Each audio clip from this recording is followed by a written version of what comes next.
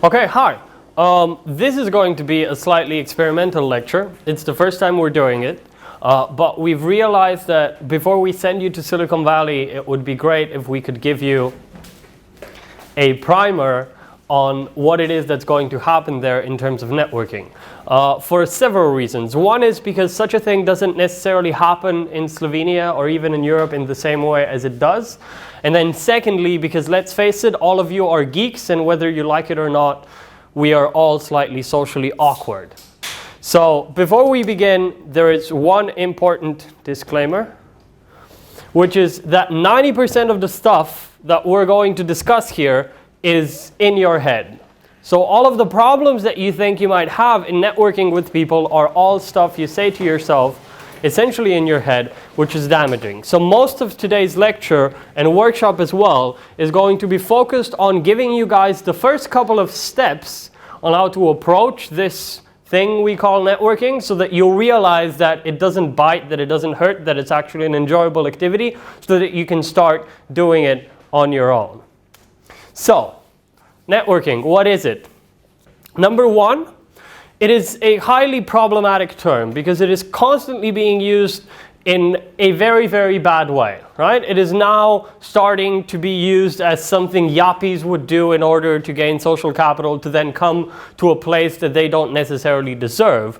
But the truth of the matter is that it is something that you are constantly doing, okay? The stuff that makes you human is the stuff that makes you connect with other people, that makes you meet other people, share experiences, find friends, find colleagues, partners, so on and so forth. It is constantly happening, and you already know what you're doing most of the time. The problem is, however, that in certain situations you either become nervous or you expect something more from them, and therefore you don't approach them as you would a regular interaction in your everyday life.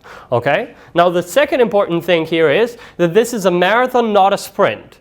Whenever you want to do networking, even if it's going to be goal-oriented, and we're going to get to that a bit later, you should make sure that you remember that this isn't something that you're going to do for 5 minutes and then leave and stop and never come back. Right? This isn't even a one-night stand on which you're going to spend a couple of hours and then leave and never come back. You want to form lasting relationships that are going to help you.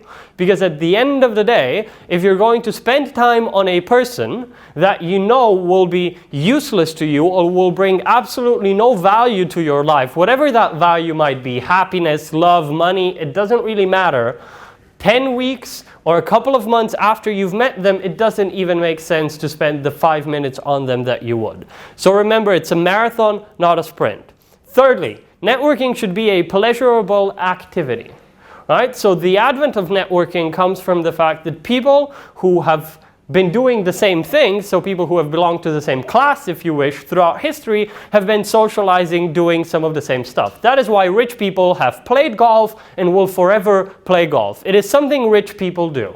And as far as they're concerned, it is something they enjoy. It's like going out playing basketball with friends, except they're doing it in a very, very posh way. Now, the fact that these elites have now been doing something has produced certain externalities which have been beneficial. So people playing golf and hanging out together has then resulted in new business deals and those people getting more money. That's why people then started thinking about networking as something that can be directly oriented at the fact of achieving a business goal or a personal goal, so achieving something of that sort. But at the end of the day, please remember that the core of it is enjoying yourselves with other people around you. That is the first and foremost thing that needs to happen, especially if you want to form a long-term relationship.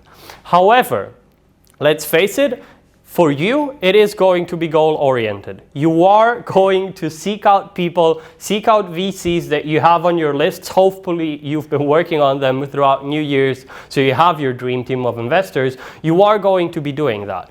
But there's nothing scary or wrong about that, because even finding the person you're going to spend the rest of your life with is a goal-oriented activity. And since nobody has a moral problem with that, saying that the person that I want to marry or have sex with, it's someone who needs to satisfy criteria A, B, C, and D, and you still go out and have fun, the same thing should happen when you're networking.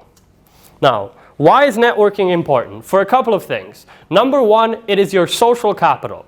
The amount of people that you can call, that you can send an email to, that will then help you in whatever way you need is something that is actually worth to you. It brings worth to your life. The fact that you have a mother that you can call when you break your leg and she's going to pick you up with a car is something that allows you to survive. If you don't have that mother, you need to pay money to a taxi driver to come pick you up and take you to a hospital. Okay? So social capital is something that actually adds value to yourself and to your company. And you should be amassing that value, because the value that your company generates does not only come from the actual money that you get from your users. Secondly, it ensures word of mouth. Okay? We've been talking about virality with the advent of social networks, but that is slightly problematic because now people tend to think that before we had Facebook and Twitter and Tumblr and stuff like that, stuff didn't go viral. It still did, and it still does. When you see a good movie, you go out with friends, you talk to them about that movie. When you meet a successful entrepreneur and you're a VC, when you see an interesting idea, you're going to go for coffee or green tea with your VC friends and tell them about that startup. The more people are going to be talking about you, the more social capital, the more perceived value you are going to have. And that is important. And that's why what you want to be able to achieve is generate essentially a meme where you meet someone, and we're going to be looking at how you can achieve that. But what you essentially want to achieve is that when you meet someone, they instantly know how to remember you and how to describe you to other people. Because if a VC meets you and they find you interesting, and the only thing they can say to their VC friends is, I've met this great startup from Slovenia, they are doing something with drugs and medicine, that doesn't really help you. Okay? So it is important for you to generate word of mouth, and with that, social proof. Okay? If someone walks into the room and everybody looks at them and you're the only one not looking, you're going to feel awkward and compelled to look at that person that just entered. We are, to a certain extent, sheeps. Okay? But we are sheeps in terms of references. We don't necessarily follow what people say, but as far as they refer something, we're willing to put at least a bit of effort into that to investigate. And it is an impulse that we cannot fight. As for that, it then serves as a heuristic, as a shortcut in evaluating other people. So for instance, if you're going to meet a new person and that person is introduced to you by a friend of yours, you're going to, even before that person speaks anything at all, you're going to think of them much more than if it was just a random person on the street. You want to be able to generate that social proof for you so that immediately you don't have as many barriers to entry into the VC's mind, into them thinking about you, than you would otherwise. Lastly, the most important thing is feedback. The main job that you have when you're going to be networking in Silicon Valley is to gain other opinions and views on your product, on your startup, on the stuff that you're doing that you wouldn't have gotten otherwise. Even if anything else that you do doesn't produce any results whatsoever, the fact that you're going to get a broad range of knowledge and ideas and of views about what it is that you're doing, how to make it better, what to watch for, is the stuff that you should be aiming for, and is the stuff that is extremely useful. Now, networking is hard. Why is that? Firstly, it is because of your culture.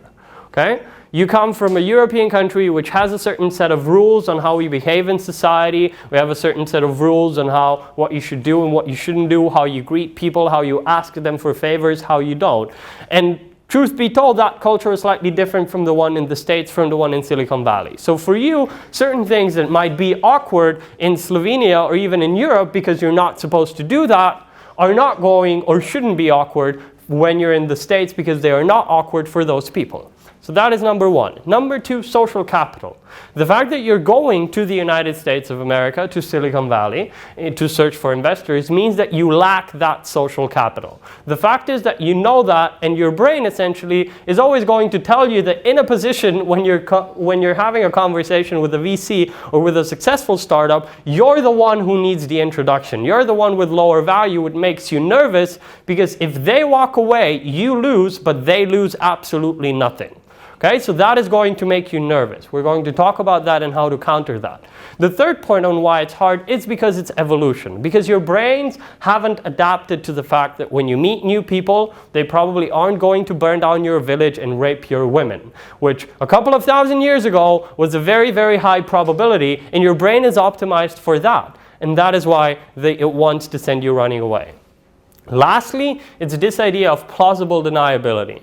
The only way networking as an activity can survive in our society is if we continuously keep lying to ourselves that it's not about networking and meeting useful people that we can then use. Networking officially is always about fun. It's always about going for coffee. It's always about hanging out. But at the end of the day, we all know why we go to conferences, but we need plausible deniability in order to do that. If you want an analogy, before you take a girl or a guy home from a club, before they're going to be willing to separate themselves from their friends, they are going to need an excuse on why they're coming to your home. When you tell to a girl or a guy, come see my cat, it's very awesome, everyone knows that you're going home to have sex. The fact is that you need to provide that plausible deniability to that person, and the same thing essentially needs to happen with networking. Everyone knows we're here for the money, but in order to make this function, we need to pretend that it's about the coffee.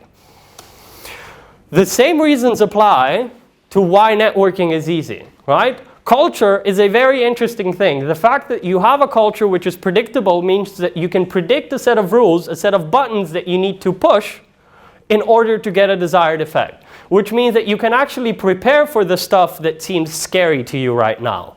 Secondly, social capital is a very interesting thing. It is capital that doesn't function like money. Investing in someone as far as social relations are concerned is always going to yield a plus unless you completely embarrass yourself. And here's the important thing. Try to remember when was the last time you met a new person who completely embarrassed themselves and went on and talked to other people about that person.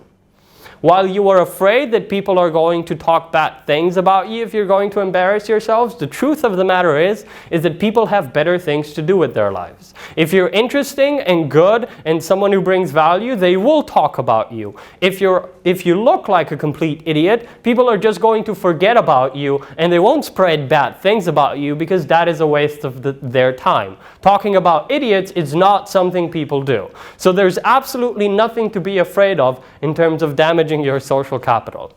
Number 3, evolution. By making you afraid of certain situations, that also means that your brain adapted for a bunch of different effects. Your brain is very easily hackable, and there is a bunch of stuff that you can do to push the buttons to counteract the stuff that evolution built into you, or even to work on that. One of my favorite things about the way language works and the way people react is that at the moment that I start talking about how your ass feels on that couch and how that cushion or that chair might be a bit too hard or too soft, you cannot help yourself but think about that. Which means that even simply by speaking the words that I want, I get to control your mind with a very, very simple tool. And there's a bunch of stuff that you can do that's like this, which then can help you on your journey. Lastly, plausible deniability isn't really an issue. It is provided to you by the fact that you go into a community that calls itself the startup community, which has a certain ideology. The plausible deniability that you're going to need is already there. These people aren't concerned with the fact that you're there to beg them for money. They are there because they like doing the stuff that they do, even if you are there to beg them for money, so that shouldn't be a problem for you. Come on. Okay. There are 3 different types of networking that you need to consider. Number 1 is socializing. It's the stuff that you do when you go out with friends and drink and have fun and take drugs and have sex with random strangers, okay? That is purely for fun. That is something you either know how to do or don't enjoy, so it isn't something that we should actually cover here. Then there are 2 different types of networking which become interesting to you. The first one could be called general purpose networking. Which is the stuff where you go to a random event or a conference that you aren't really interested in, but you know that there are going to be interesting people there, and you randomly meet people and some of them might be interesting, and then you're going to move on and form lasting connections with them. That is general purpose networking. The second one is always directed at a specific person. You by now, and I'm now repeating myself, should already have a list of your VC dream team ready. You should know who the 10 potential VCs are who are the best fit for you. You are going to need to put some effort once you get to the state into getting to those people, which means that you're going to need to do some very basic social engineering at the end of the day to get to them, which means things as simple as Googling that person, looking up their profile on LinkedIn, finding a company they invested in, and going to a conference where that company is present. Becoming friends or forming a connection with one of the founders of those companies, and then going on and getting an introduction to that VC. The point, however, is that when you direct your networking to a specific person, it is going to take a longer period of time. Again, remember, it's a marathon, not a sprint. And again, the same goes for falling in love with someone. Once you fall in love with someone, whatever that means, you then decide to pursue that person. And you have a specific agenda as to what you're going to do to get that person to fall in love with you. You meet their friends, you socialize with their friends, you make their parents love you, you satisfy them in all the different ways that you can in order to achieve something which is a very, very goal-oriented activity, and again is something that you already do. Now, are there any questions concerning the things that I've just said? These should set a general framework in which to think about things that we're going to cover now. Now here's a list of things that we're going to cover now in this lecture, and then in which you're going to practice in your workshop. I do stress this. This is just a couple of things which will get you through the first bump on the road for you to realize that this all happens naturally and that it's all very simple and enjoyable. There's a bunch of other stuff that you can do. There are a million books written on how people react. There's a million books written on how you should behave yourself in society if you want to achieve certain things. There's more and more research being produced by neuroscientists every day on how small things matter if you want to be successful in communicating your own worth to other people. But these are a couple of tips and tricks that we're going to cover, which I think are some of the most effective ones that you can actually use, right? And the first one is the handshake. Now, a handshake is something that in our society, across the globe, has become a sign of greeting. This is how we meet people, this is how we introduce ourselves. We would extend our hand and shake it and then move on. It is a recipe that allows us to face the very, very uncertain reality of meeting someone new. If you meet someone new, you don't really know what to do, but you know that there's a recipe that everyone's going to follow, that if you stick out your hand, other people will too. You're going to shake it, give them your name, and everything's going to be okay. From that point on, you guys can start talking about stuff. Now, what's interesting here is that there are different ways of shaking someone's hand that are going to produce different effects in that person or in that person's mind or brain, whichever way you want to put it, right? And there's a bunch of different areas of research where this becomes interesting, but there is a very, very interesting study done by a postgraduate student at the University of New York, where he basically was trying to pick up chicks. He wasn't necessarily trying to pick up chicks, he was trying to figure out how greetings function regularly in society. So the way he did it was he would go to the subway and approach women, and his metric was how many phone numbers or coffee dates do I get with these women. He had absolutely no agenda, that was simply a pass-fail test. And at one point he was testing different handshakes and how to introduce himself. And he realized that there is a very, very, very specific way some people shake hands, which seems very effective. So then he went on and he studied people who we perceive as having higher value. So people who are bosses, people who are cool, people who hold a higher status in society have a special way of shaking hands, right? And the thing is that if you replicate that special way of shaking hands, because this is an ingrained rule which you don't consciously think about, people are going to perceive you as having that higher value and as having that higher status. So come up here, I'm going to show you. This is something that I need to show. So most people, when they're going to shake someone's hands, they're going to come, shake the hand, and say hi, hello, whatever it is, right? But there is one thing that your uncle always did, the cool uncle, the one that your dad is jealous for, and he would come and he would usually either use the other hand here, but more often they would use it here. And this is a trait which people who usually hold higher status in society constantly use. No, stay up here. They constantly use both hands to handshake. They're essentially giving you a hug. Right? So what you do is you shake someone's hand, you add the second arm, and if you're trying to pick up chicks, you can sit down now, thanks. If you're trying to pick up chicks, your rate of getting numbers is going to improve by about 20 to 30%. Which I mean that in the sense of trying to network people and trying to make them feel comfortable next to you, that is something that actually makes a very, very big difference, right? So have a firm grip, look at that person directly in their eye, use the other hand and move on. Now here's a word of caution. The first couple of times that you're going to do this, it's going to feel awkward.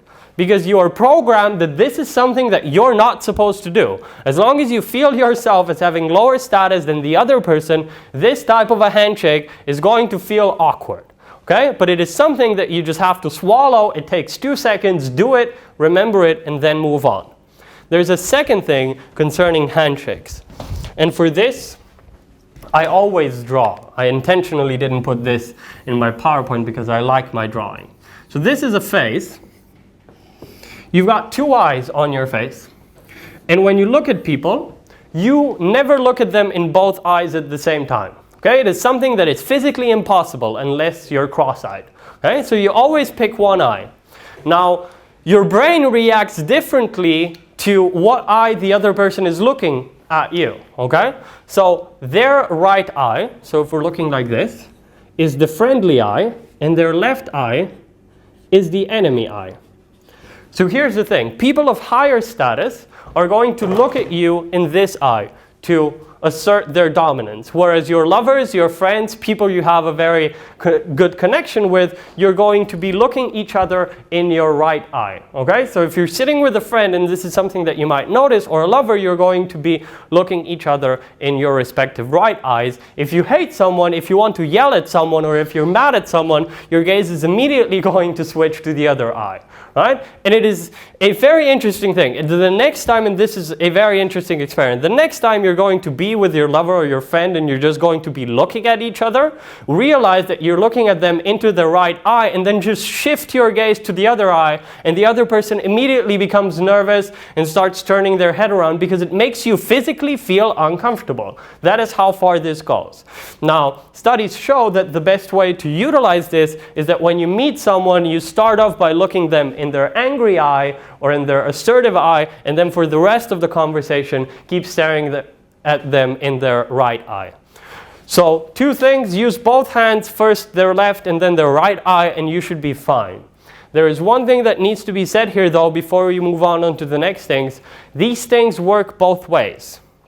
Which means that at the moment the other person is going to like you more, you are going to like them more as well. Looking at someone else in the right eye is more enjoyable to you. You are going to feel that uncomfortable urge when you're going to be forcing your gaze in this eye.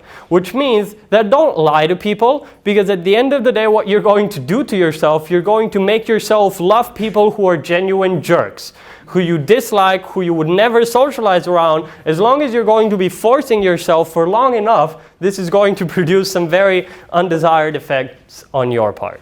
Okay, so that's as far as handshakes are concerned. Secondly, another major problem that happens to people is that they run out of stuff to talk about, especially if you meet someone new. And then a bunch of bad things happen. But firstly, this simple idea of a conversational vacuum makes people extremely uncomfortable, right? So what am I going to do if there's nothing we can talk about? Now, what is the number one thing people like to talk about? There is one thing everyone enjoys talking about. Weather. No. Nobody likes talking about weather. Everyone does, but everyone hates it. Holidays? No. Soccer. Yourself. You only love yourself. This is something that I pretty much genuinely believe, right? When you meet someone who you enjoy, whose company you enjoy, you tell, oh my God, we've got the same interests, we like the same music, we like the same books. No, you're talking to yourself, about the stuff that you like. Okay? So the favorite subject of everyone is themselves. Okay? So the way you would then go about ensuring that your conversation is going to be able to last is to gather enough material to have that conversation about that person. Okay? Now that is hard sometimes, especially because you shouldn't be a stalker. But the thing is that people release a lot of information out there, right? So as we talk to each other, we are constantly sharing stuff about ourselves. It is the way a conversation works. If I would tell something to someone, they're going to respond with a piece of information of themselves. The thing is, though, that you never consciously track these pieces of information, right? If you would have a conversation with a friend, you would immediately be jumping from topic to topic and have that conversation going on forever, which essentially means that you're picking up on these clues on what that person wants to talk about, on their interests, and replicating them because they align with yours. Now, the only thing that you need now is a way to ensure that you remember those things. And here's a trick.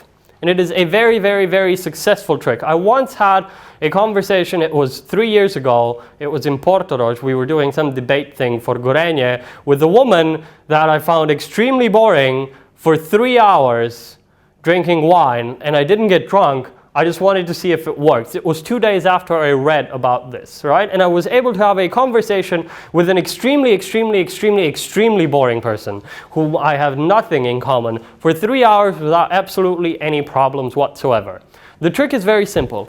Every time when you're talking to a person, you should pay attention. That's number one. And number two, every time they claim a noun, so a thing, when they don't say a verb or an adjective, when they give you a noun, you picture a balloon filled with helium, which is that thing. So like the balloons they sell at fairs, when you have Daffy Duck and stuff like that little kids carry around, you picture a balloon like that and you tie it to one part of that person's body, visually. That is the only thing you have to do. It takes 10 seconds and it is absurd, right? So as soon as she would say flowers and roses, I would go, here's a balloon of a rose tied to her ear. And then from her glasses, there was a balloon with a tiger. And from her leg was a balloon of a red Fiat that she owned. And I still remember this useless stuff, okay? But the thing is, it works. So whenever you're going to meet someone, if you are going to be afraid that you're going to run out of topics for conversation, this is especially useful, I don't know, if you get to know someone and you're stuck with them on public transport or somewhere else, start tying balloons to them, and when you run out of topics, you just pick a balloon, send it away, and start talking about that red Fiat, okay? So, these are the balloons. The thing is, the more absurd those balloons are, you're going to be, the better you're going to remember them. Okay? So it is extremely important that they're balloons, that there's something absurd, and trust me, it's going to take you 2 seconds to tie a balloon there, and it's going to keep hanging. If you're going to meet the same person after a week, you're going to see them with now balloons floating out of their head. That's how it works. Now, number 3. We generally don't socialize with people for whom we believe that they don't bring any value to our lives. Okay? For someone who is boring, or for someone who isn't of any use to you, either bringing joy or happiness or intellectual conversation or money, you don't really engage with those people. Okay?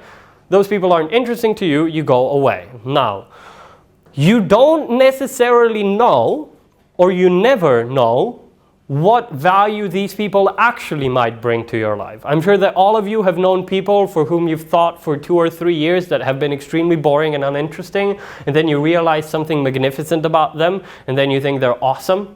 Okay? So you never know, you always predict what their value is. And you predict that based on several different things, which are essentially demonstrators of value. And there's such a thing that we call demonstrators of lower value, and then there's demonstrators of higher value.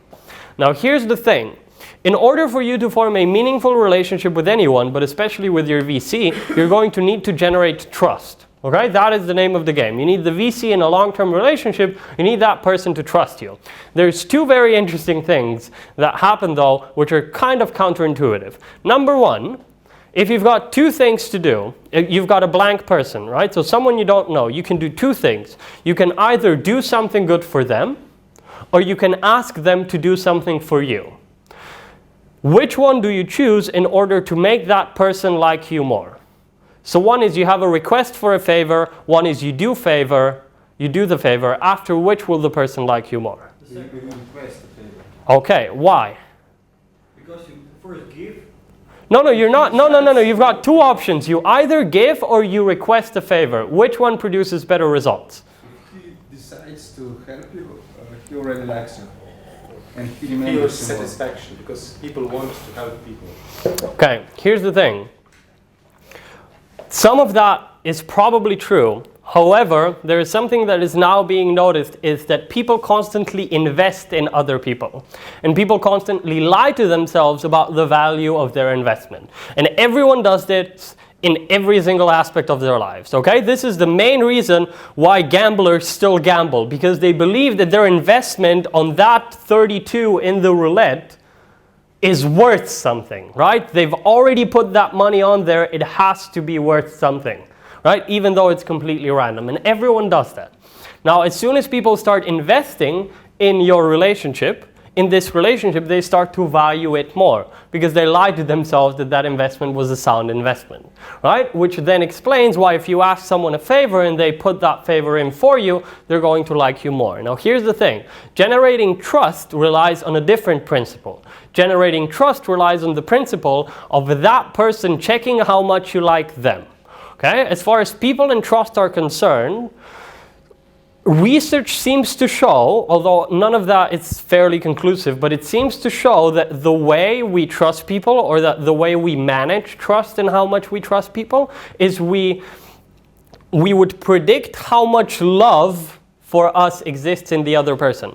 So trust isn't necessarily something that actually exists, but you would ask yourself, how much does the other person love me? The more they love you, the more you're willing to trust them. So the more you see that they like you, the more you're willing to trust them, okay? In other words, the more you see positive engagement from that person, the more capital you think that person invested in you, the more you trust them, okay? Now, the VC is going to trust you at the moment when they are going to feel that you have actually put a genuine effort into maintaining a relationship with that VC.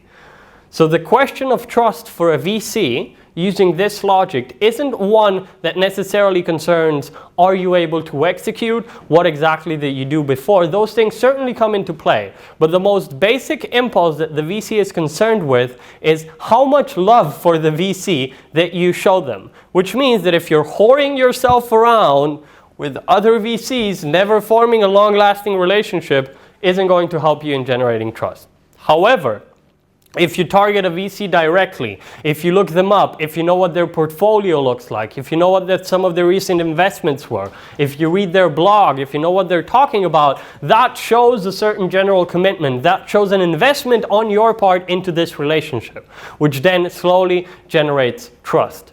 Right? So what you need to do is you need to be able to demonstrate the value that you think you're getting from that relationship. Okay. Now, the way to do that is something that comes up on the next slide. There's a couple of more things. When the conversation dies out, so let's say that you're in a group of people and the conversation dies out, people would usually start asking questions which are boring for everyone, right? So stuff like, what do you do? Where did you study? Where do you come from? What do your parents do? Nobody wants to have a conversation like that, right? Those conversations are boring. But at that point, there's nothing else that you have on those people, right? And people are afraid of that moment. This fear of a conversational vacuum is one of the greatest fears people have as far as socializing is concerned. Now, the way you solve for that fear is very simple. You turn your questions into statements. So instead of asking people, what do, you make a prediction about them and you say, you look like someone who likes surfing. When was the last time you went out to surf? And it doesn't really matter if I'm right or if I'm wrong. He's already engaged. He's already showing signs of smiling. He's already scratching himself behind the ear, which is an evolutionary sign that he needs grooming, which is him displaying love and affection for me. To a minor point, right? But simply framing that in that sense is already going to trigger responses in them, right? So the thing to do here right now is that whenever you're going to be stuck in a conversational vacuum, instead of asking people questions, demanding value from them, tell me stuff, invest in this relationship, it is you who should invest in this relationship and make a guess. And it doesn't matter absolutely whether you're right or wrong, it is going to engage people much, much more. Now, there comes a time when you're going to disagree with people, when you're going to have disagreements, and those times come very often. And people then get very defensive and aggressive, and these conversations fall apart, and they're very nasty. There's a bunch of different theories on why that happens, which we aren't really concerned with and don't really matter right now, because we have a way out of that. Now, the thing that has been noticed, and it was first really written as a concise proposal by Kenton Knepper, who is essentially a magician. He's a mentalist. He pretends that he can read minds and stuff. And he wrote a manual for all of those psychics on the phone that you call in, and then they tell you stuff about your life, and those people are taking guesses, right? So he was trying to devise a very, very simple system on how to run a psychic business, essentially, right? So he figured out that people react to the words that connect sentences and that form a direct relation to the stuff that has been said before. So the content of your reply doesn't matter as much as the relationship of that reply to the stuff that people have said first, right? So if you say blah, blah, blah, and I say no, but, and then it doesn't really matter what I say. Even if I say exactly the same thing, you're going to get angry at me because I'm now disagreeing with you, right? But the moment that I say yes and, so using two inclusive words, firstly agreeing and then adding on, even if I'm going to say something that completely disagrees with you, while you are going to be able to process that information as far as the content is concerned, right, you are not going to get angry. So the way you argue with people is you consciously stop yourself from opposing them, and you you begin every sentence that you're going to make, or every time someone else stops talking and you begin, you start with yes and then say whatever you want, right? And this is a very, very, very interesting and very, very effective technique. Okay. Introductions. How to introduce people. This is very important, right? Because you are going to be doing networking, most probably several people out of the same team talking to different people. There's going to come a time when you're going to need to introduce the other person to the group. What happens then? The biggest problem is that when you bring a new person in the group, this group is now overwhelmed with all the information they need to get about that person. That person is completely new. He or she is not part of the culture that has created itself, that has emerged from this group. If you and I have a conversation and a third person comes in, that person has absolutely no place in this conversation, which means that for all intents and purposes, a new conversation starts, which brings all the awkwardness that we had in the beginning in again, which isn't cool, right? So the way you introduce people is you always introduce them before they show up. So if you know that your co-founder is probably going to show up, what you need to do is tell the other people that you're having a conversation with about that co-founder. Tell them something. As long as that person was named in the conversation, he or she is already present in the interaction that you have, and once they show up, they are a local. They are now part of the tribe, right? And there is a very long explanation on why this happens and how this works, but the message is, whenever you're going to be introducing someone, make sure that that person is introduced before they actually show up, okay? And it can go as far as, for you, Arbubra, I have this company with me and my brother, he's over there, he does software engineering, and then you continue the conversation. And then if he shows up 10 minutes later, he is already in the conversation and he doesn't bring the awkwardness that he would otherwise. Okay, two things now, conversation starters and conversation stoppers. There is no such thing. That is number one. There are a couple of people that seem to believe that you can script your material to make sure that the group of people always starts having a conversation with you. Nothing like that actually exists, okay? So it's never about the content. That is the first thing. When you start a conversation, it doesn't matter what you tell to people. And this has been proven on 1,000 of different occasions, and there's a whole range. We call these, essentially you call these conversation starters openers, because you open the group of people to you, okay? And there's people who actually believe, there's a very special sect or group of people who believe that your opener should always be absurd. So it's like people who would say, come up to people and ask them, I don't know, absurd stuff such as, do you floss before or after washing your teeth? Okay, so it's something nobody is concerned with, nobody really cares about. It is something though that nobody has an answer to. So you've generated intrigue, and then it doesn't really matter what you talk about, okay? So, but what all of these different schools of opening show you that the content actually doesn't matter. There are two things people are concerned with when you want to start a conversation with them. Number one, is that person going to stay here forever? And number two, does that person have something interesting to say?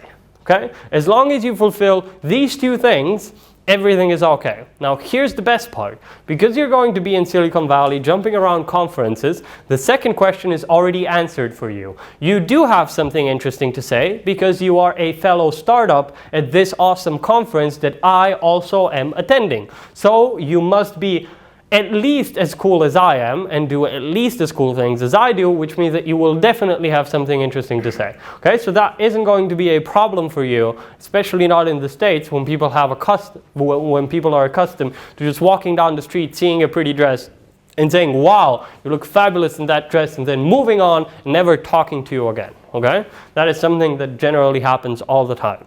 Now, number one though, right? Are you going to stay here forever? We're all constantly afraid, at least a little bit, of that person that is going to stay here and nag us, which is why there is something that people use which is called, very unoriginally, setting yourself a time constraint. So whenever you're going to meet people, what is suggested is that you shake their hand, hi, and you tell them that you've got something else to do, but you're going to be there, which means two things. Number one, you're not the most important thing that I have to do here because there's someone else there waiting for me, but I'm generous enough to spend at least a little bit of time with you, right? So you're already demonstrating value at this point, but at the same time you're ensuring to that person, you're calming them down, saying, I'm not going to stay here forever. And it's as simple as you walk, you meet someone, you say, hi, I'm this and this, I'm doing this. My co-founder is over there talking to a potential partner, so I'm going to have to leave there, but please tell me in what minute, what do you do?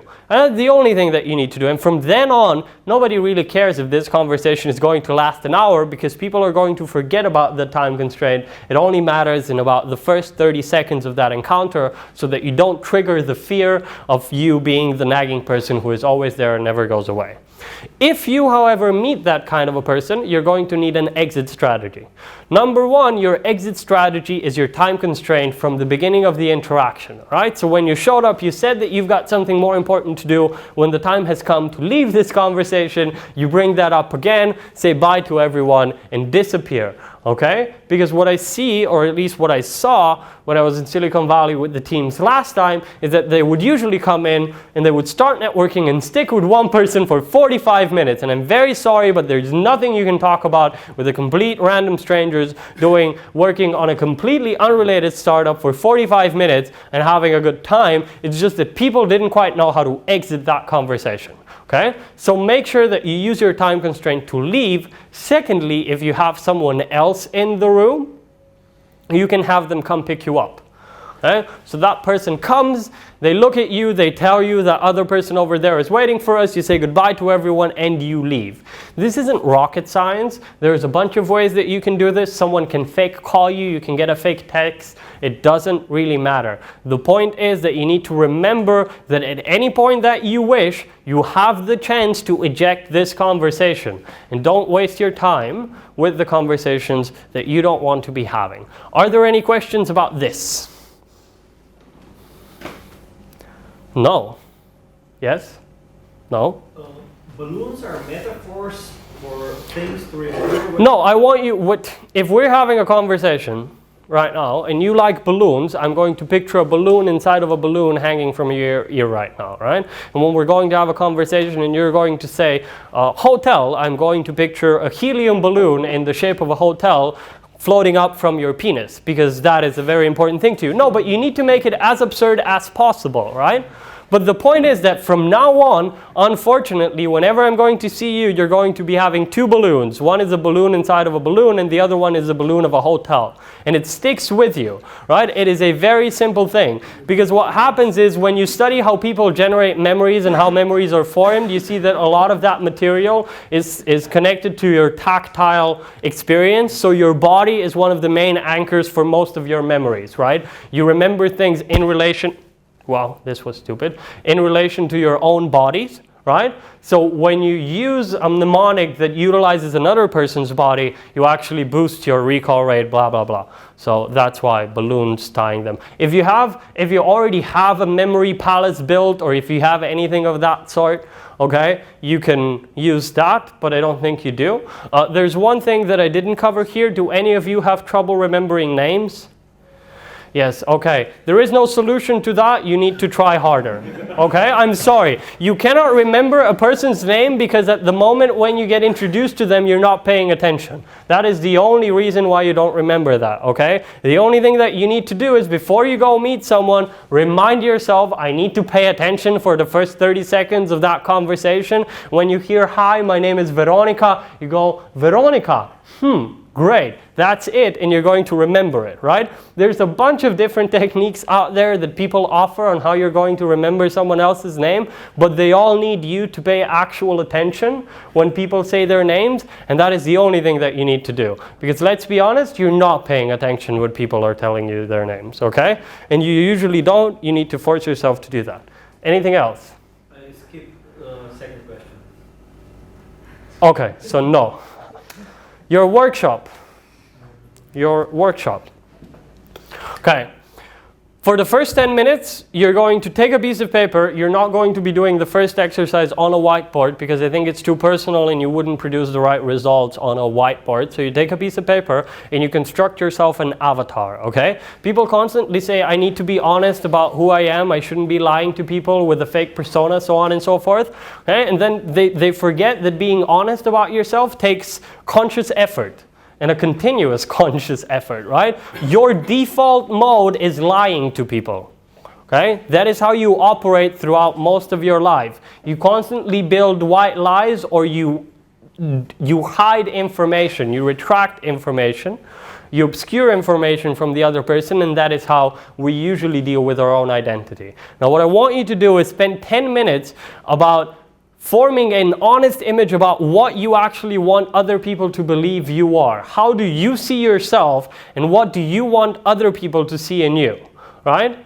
And at this point, you're not going to be creating a fake personal image. You're going to be asking yourself, who do you think you are, writing that down, reminding yourself on what it is that you want to communicate about yourself to other people, okay? Because even if you are someone who is extremely loving and caring and so on and so forth, and you're extremely nervous, you're going to have trouble communicating that. If you are someone who is excited about something and you're extremely nervous, you're going to have trouble communicating that. But you won't know what exactly it is that you have trouble communicating. You'll just know, oh my God, I froze up. I don't know how to tell people what I do. Right? So it takes actual effort, and I want you to spend 10 minutes on what exactly the image, your avatar, that you want to portray to other people is. The second one, the dreaded question, what do you do? This is what you do in your team. This is what you do on a whiteboard, and you are going to pitch later on when we go through with the timer, and you need to be able to answer that question in 10 seconds. Okay? You need to be able to tell everything that it is about what you do. That is the question. The question isn't what does your startup do? Do you have a startup? Do you have a job? What did you study? The question is what do you do? And you need a 10-second answer. That is the most common question you're going to be asked, and it's going to go on your nerves. And what you're going to then do to try and make it interesting is after a couple of days when it's going to get boring, you're going to go, I am now going to answer this question slightly differently every single time. And then you tell yourself, oh my God, I am so creative, I am so spontaneous. And then what happens happens is you're not actually communicating what it is that you're doing, right? So prepare yourself an answer which is going to communicate everything that you need to communicate in 10 seconds, and then kill that conversation thread off. Because the last thing that you want to be talking about is questions that are going to continue you in this dreaded circle of what do you do, what do you do, what do you do, what do you do? No, you want to talk about other stuff, or more at least specific stuff about the things that you do, about the questions that you have. So you should prepare the dreaded. An answer to the dreaded question, you'll get 10 minutes for that. The answer needs to be no longer than 10 seconds. Okay, but put actual work into that. If you come up with an answer you think is satisfying in 2 minutes, cross it over and start again. You need to spend the full 10 minutes of hard work on this. Otherwise, you're just going to produce something that is going to be okay, but not amazing. I want you to create 3 demonstrations of higher value for yourselves. I want you to think about what are the things about you that will make other people believe that you are a genuinely good person, right? Think about them hard. And then once you've done that, I want you as a team to think about 3 things that are genuinely good about your company that make it a genuinely interesting project.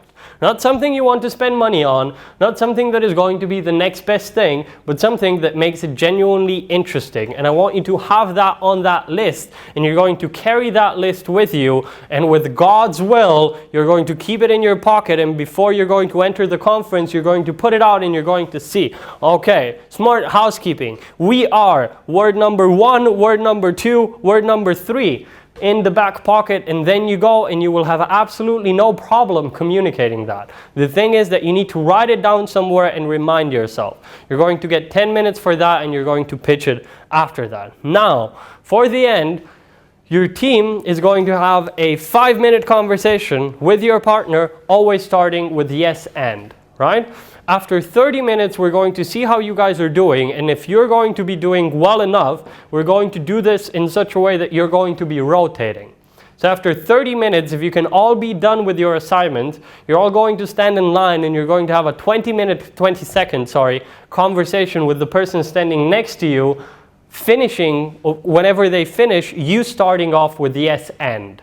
Okay, because I want you guys to get used to this idea of starting every new sentence that you have to say with yes and it doesn't really matter what the topic is. Are there any questions about the assignments? So the avatar is what I want to be. Who you are. And yes, who you want to be. But you are your wishes about yourself. Okay, now it's very hard for me to do this because I hate self-help stuff. I think it sells stuff to people that they don't really need. But at the end of the day, certain activities of that spectrum are very necessary and important, right? And I think this is one of those things that to me is always going to sound cheesy.